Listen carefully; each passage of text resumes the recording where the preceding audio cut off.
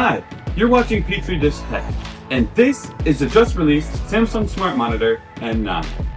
I've been waiting a very long time for this monitor, since it was announced at CES 2025 in January.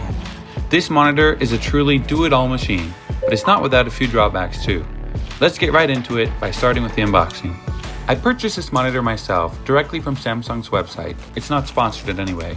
I paid about $1,263 for it, which is on the high side for a consumer monitor, but roughly in the same ballpark as the list price for OLED offerings from LG, Asus, and MSI. While we go through the setup process, let's review the spec sheet. The M9 is a 32-inch, 4K, quantum dot OLED, 165Hz, HDR and variable refresh rate capable display with an anti-glare matte finish, built-in 10-watt speakers, and a 4K camera.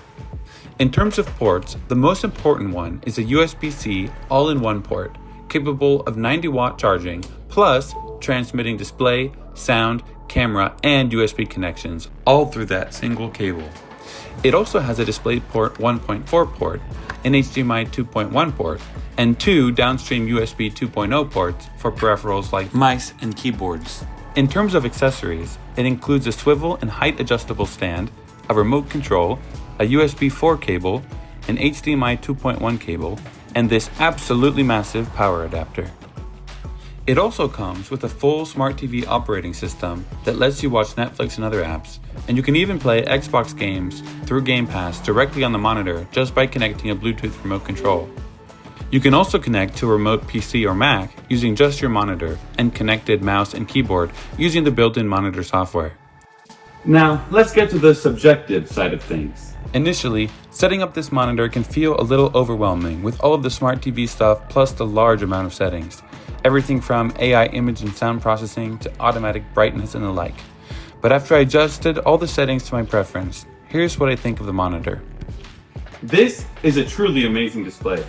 The colors are vibrant and pop out of the screen, especially in HDR mode, like when used with an Xbox Series X to play Avatar. The variable refresh rate and 120Hz support make things feel real smooth, and since it's an OLED panel, you get excellent contrast with deep blacks and bright whites. The brightness is excellent at full power and easy to see even in direct sunlight thanks to its anti-glare matte finish, and that's well worth the minor drop in black levels you get when compared to a glossy display. Speaking of that brightness, the M9 also has many features that work in the background to make sure that screen burn-in, a known risk with OLED displays, is almost impossible, including a first ever pulsating heat pipe with its own coolant. The 10-watt speakers sound excellent, far better than the old Smart Monitor M7 I gave to my fiance, and they have virtual surround sound and automatically adjust to ambient sound levels. The camera, well, let's talk about the camera. It's definitely a nice to have, but the default view is ultra wide. And I do really mean ultra wide. It's so wide that your collar can see you from head to toe, even if you're sitting at your desk. So make sure you're wearing pants when you have that Zoom meeting. The camera quality is above average for a built-in camera, but demonstrates graininess in low light, and is not quite as good as the camera in the Apple Studio display.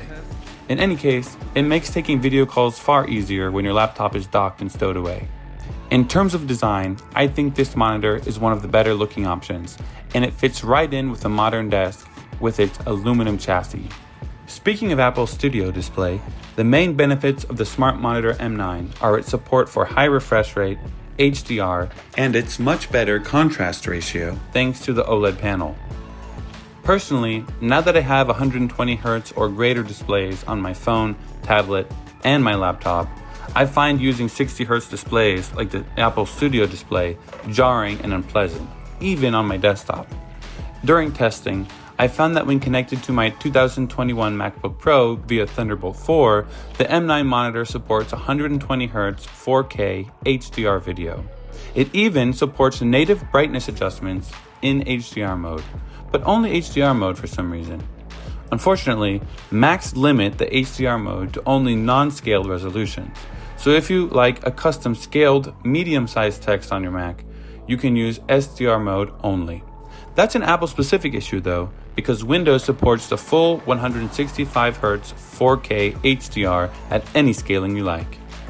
To wrap up, I think that the Samsung Smart Monitor M9 is a fantastic display that combines everything you want in the monitor plus more. It outshines any competing monitor when it comes to specs, with the possible exception of its 165Hz refresh rate being lower than the highest 240Hz OLEDs available currently. It works great with Windows, Mac, and Xbox and PlayStation consoles. And the presence of a USB-C connection with 90-watt charging means that you can connect almost everything, display, speakers, mouse, and keyboard, with one single cable. I highly recommend this display to anyone looking for a high-end, all-in-one monitor. Thanks for joining me on this episode of Petri Dish Tech. Let me know what you think in the comments, and like and subscribe if you want to see more videos. Until next time, bye-bye.